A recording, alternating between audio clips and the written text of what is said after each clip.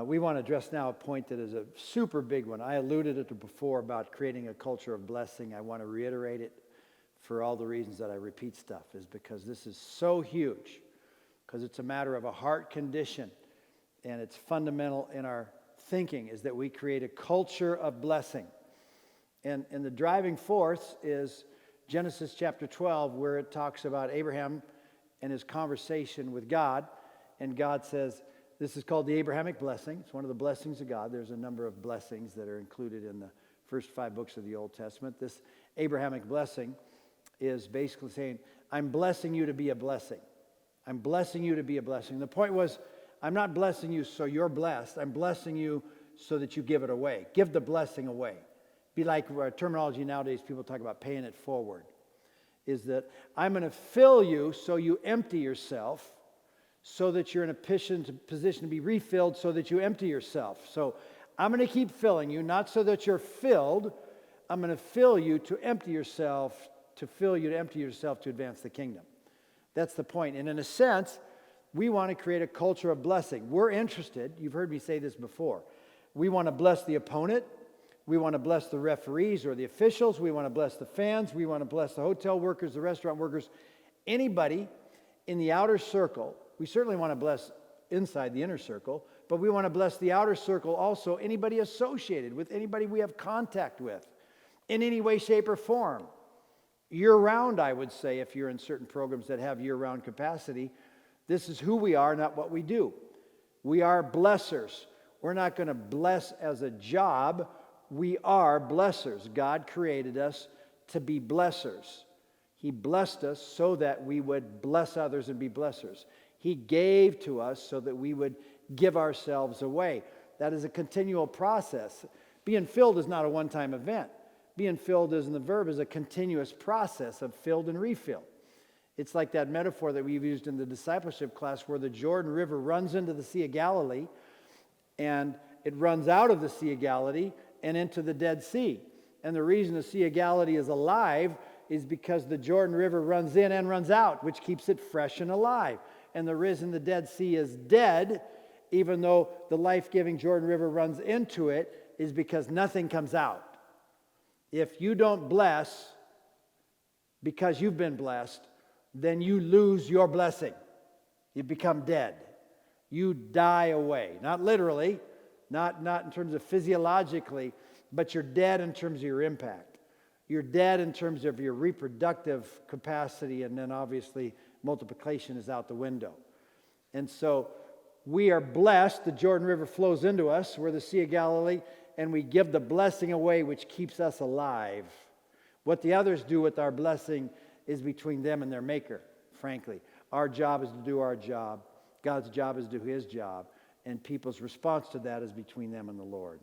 Culture of blessing, Genesis 12, huge, huge, huge deal, because it's an easy trigger question, just philosophically, to think about as a staff or with your team or your business or your family or whatever, is, are we blessing? Do we need to be more conscious of blessing others? How did we bless others today? How can we bless others today? An encouraging word is a blessing. A put-up is a blessing. Cleaning the locker room is a blessing. Making a room or a situation better than it was before is a blessing. These are all manifestations of blessing that are part of the culture. We're teaching people how to serve others for their best, to the glory of God, according to the Word of God, by His power. This is the culture that we're trying to create. Next up, I want to start on a topic that's the elephant in the room in terms of this whole philosophy of competition called competing biblically. It isn't an elephant in the room because we've called it an elephant in the room from the first place, so it's no longer an elephant. It's our way of basically saying, at the end of the day, this is where people are going to get most rubbed wrong. It's going to be what they have difficulty understanding, what they can't or don't want to understand, what they don't want to buy in, all of which is optional, none of which is a deal breaker in terms of heaven and hell. In our opinion, it is a deal breaker in terms of creating an opportunity for maximal impact. I would say that without question. And I'm going to address it as I have before. I'm going to reiterate in some regard. I'll say it the same way. I'll say it different ways. We have worked very, very hard because we're trying to create a scenario where people would consider this as a philosophy, those who confess the name of Jesus. They'd consider it, that we could say in some way break ignorance, that we could break unbelief, that we could break fear about this at some level, that we would, the goal in these have been to somehow make the cost seem worth it, so to speak, to live and coach and play this way and to approach sports this way. This has all been part of what this class is about and what we've been working to do, frankly, around the country for decades, is attempt to find simpler and clearer articulations. And I'm going to give it a whack today, which will create lots of room for dialogue for you as students with your teacher facilitators. I'm going to start off with one story that pops into my head. I'll take the chance. I'm going to keep it vague, but it is true, and I was there. And so this is a picture of the antithesis of what we want within the spectrum of mature believers. I once attended a sporting event between two schools and two programs that are as respected as any Christian schools or programs in our country, in the United States of America. The student body are all confessing believers at one of the schools, and the other schools, I believe that they have to sign a statement of faith also. Whether the people are actually living in integrity is another issue, but the point is they're known as Christian colleges. They state themselves as such.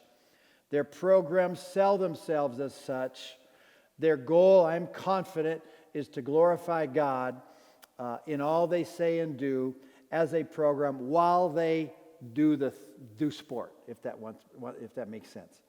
And I went to a contest between them that was a game with a lot of value, meaning they were both highly rated teams. They both had very successful programs, one a shade more successful than the other, but they had respect for their competence within their sport. I'm being as general and bland as possible. And they had a contest where one was rated in the top 5 and the other was rated in the top 20. So they were both great, but one was clearly ranked higher than the others. Well, the game was played at the site of the team that was lesser ranked, and for the majority of the game, the lesser ranked team was slightly ahead or ahead. And remember, these are godly coaches, godly staffs, and God-confessing players, of which there will be a spectrum of maturity within that for 18 to 21-year-olds. And the contest was very close. It went down to the end, and on the last drive, in the last minute, the higher-ranked team came back, and on the last play, literally, won the ball game. Heartbreaking loss for the home team, the lesser-ranked team, to be ahead the whole game, to have this chance to have a major upset of a rival, because in the Christian circles they would be seen as rivals. A tremendous integrity win for the higher-ranked team to find a way to stay in it and come back.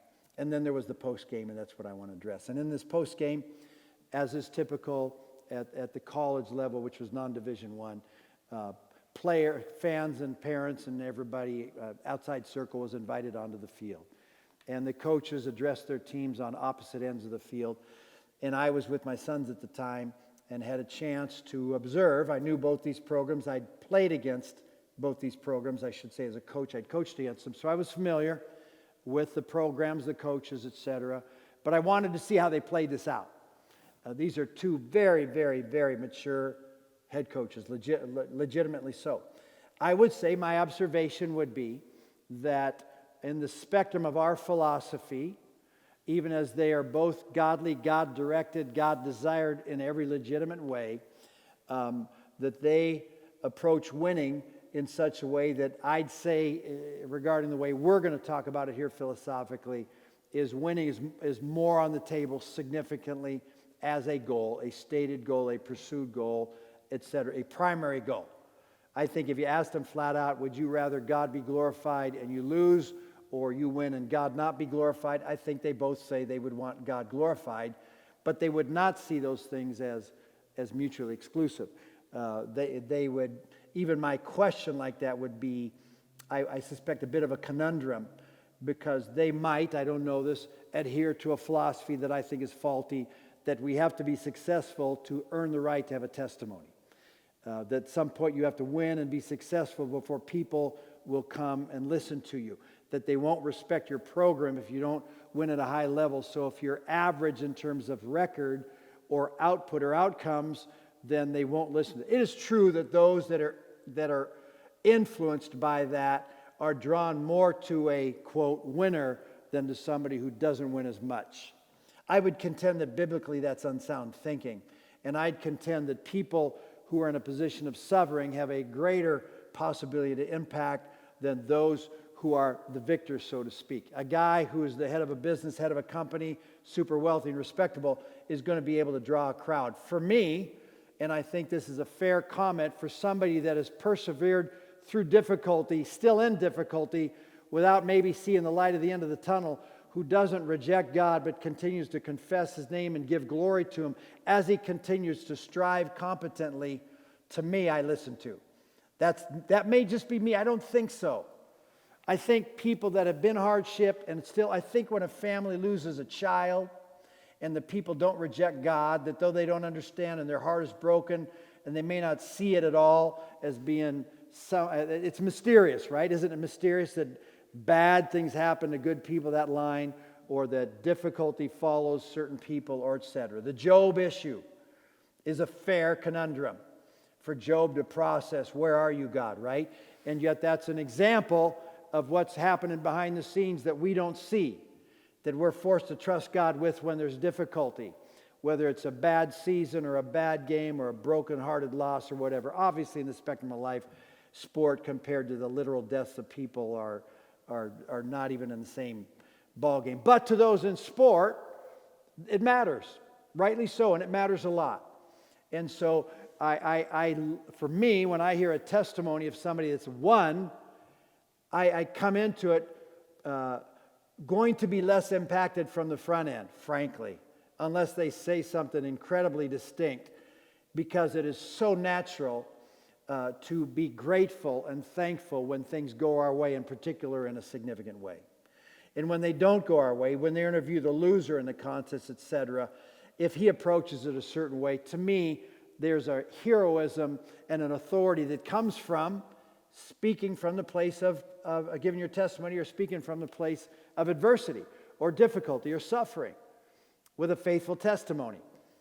I say that to say, here's how this played out in the postgame as I toggled between both teams and the head coach's articulation. Nobody else talked except the head coaches. Now that would be the antithesis of how Frosty would handle that, because of whether he won or lost, you'd be hard-pressed to tell the difference about the team's response after the game, which I think would be inappropriate within this philosophy response. We certainly enjoy winning more than we enjoy losing in terms of the natural man. We certainly are striving and aiming for perfection. We'd love to see an outcome that is positive at the end of the scoreboard, and at some point we're affected by that, but we're not overwhelmed by it. Neither does it form our identity, and in every way it's inconsequential, because we live to play another day and we'll go right back to work.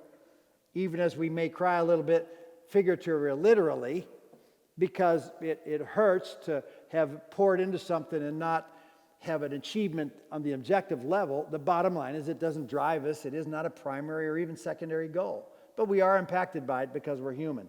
And in this situation, as I listened to the winning coach, they said something like this in my remembrance. Wow, great game.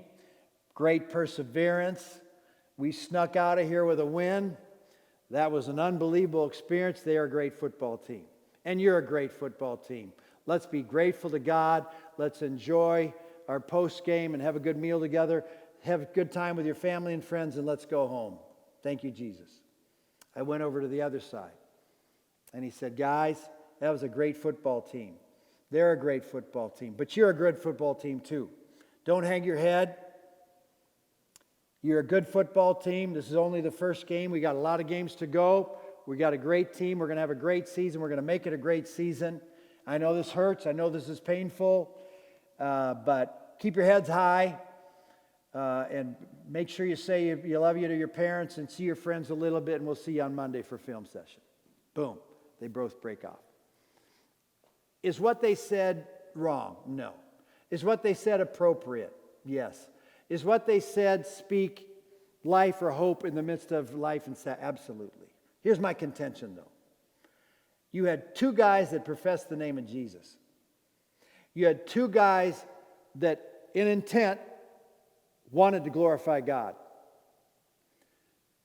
The game outcome directed and dictated the flow of the postgame. Instead of using sport to glorify God, the sport caused them to respond in a certain way that's completely understandable. And nobody who listened to him felt anything other than appropriate. And I'm not disagreeing with that. I'm simply saying I know how my mentor would have handled that. I know how he would have handled it on one side, and I know how he would have handled it on the other side. The bottom line, there was hundreds of people on that field from the outer circle with your players that were there. And Frosty would have said something like this, regardless of which side he was on. Oh, what a great day, and what a great game. Step out and look. We got a beautiful sky. What a great game. Sport is a great sport. That's a good football team, and we're a good football team. And it was an honor to play them, and it's an honor to be here. And I love sport, and I love football, and I love you. And this was fun. Wasn't this a fun battle?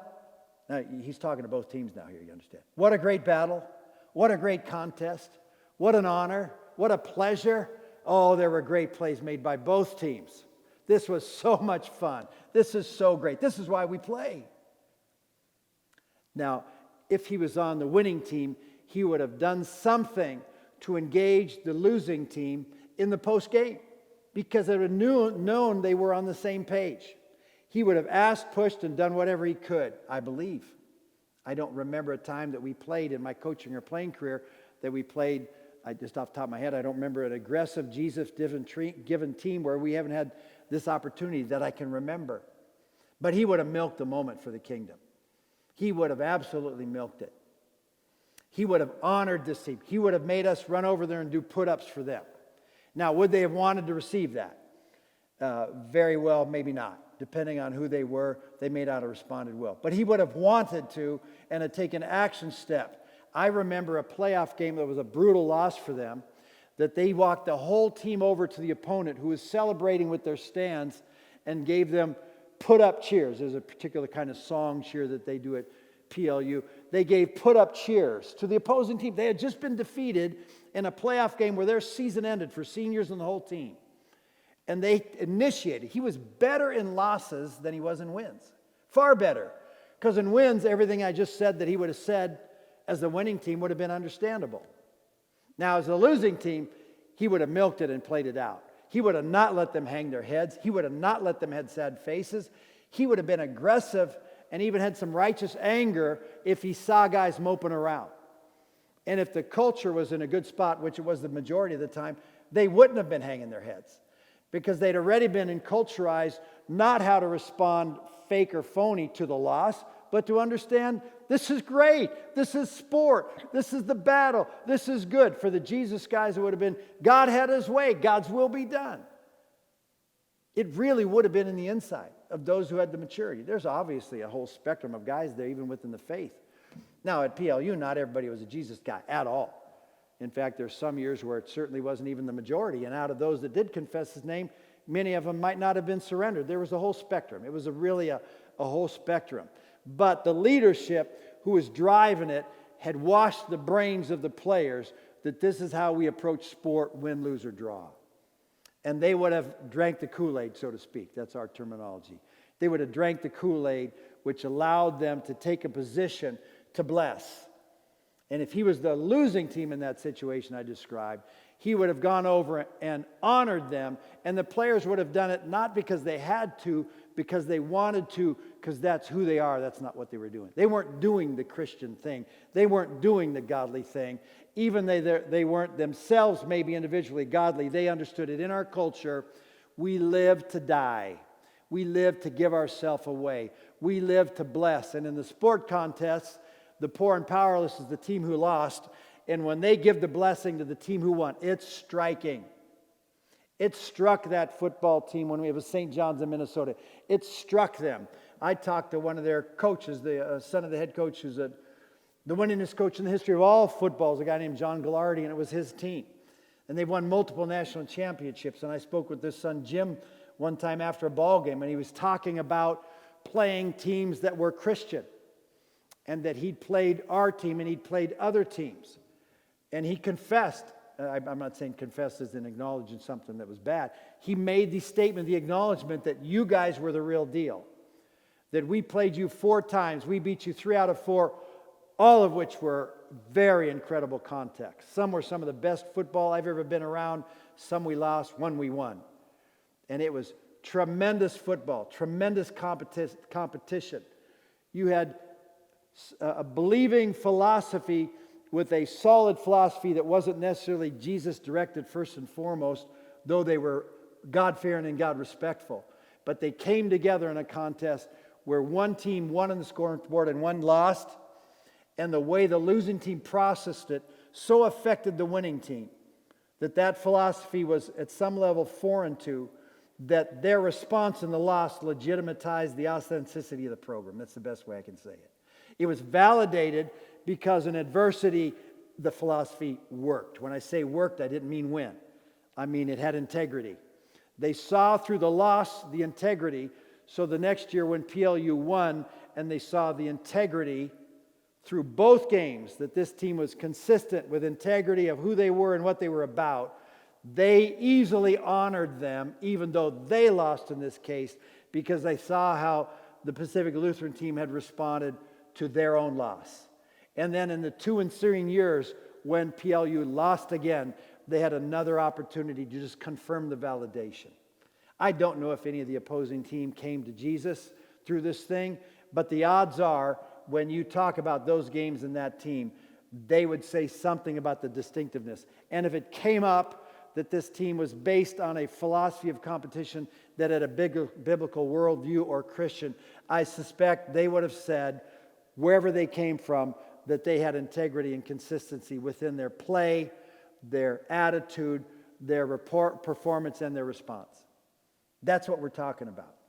This is talking about impacting, given an opportunity for the impacting of a life to come to Jesus or go deeper in Jesus through sport. Both those who are participating on the inner circle and those that are observing in the outer circle. I remember the words from one of the, in fact, I remember that one of the teams after a PLU loss, when they approached the opposing team and went to their field humbly and blessed them verbally and with sincerity, that an administrator, Frosty read the letter to the staff of the team. I can't remember, this is a lot of years ago. Just saying, like, that was what the most honorable, striking thing I've ever seen in sport. I've seen referees come up to teams that play this way. I was physically there when this happened, and they said it in my presence. That they said, we've held the chains here. These are chain gang guys. We've held the chains here at this place. This was a very, very notorious, godly college football team. And they came up and said, we've been here 20 years holding chains, and we have never, ever seen a team with the attitude you had. Now, that team in that game got beat something like 63-7. So it wasn't like they won. It wasn't even a good contest. They got mauled. It was my team. We got mauled. And the way the kids responded before the game, during the game, after the game, had such credibility and integrity that referees said, we've had hundreds of games, and we have never seen this. That's what we talk about competing upside down. That's what we talk about when we're saying that the world will respect competence. It doesn't mean they'll choose it, but they might. We're giving people on the inner and outer circle an opportunity to meet Jesus of Nazareth through sport. And it plays out best in adversity. Just like people respond to people in suffering differently. There's a validation and an authority and an integrity that comes from walking with God in the midst of difficulty with integrity that catches the eye even of flagrant unbelievers. And this philosophy allows for that to exist and allows for a practical expression and an observation that can turn into a transformation. We're not looking to have adversity in order to have a testimony. We're looking to be somebody who has integrity that has a testimony regardless of the outcomes of games. That's what we're talking about.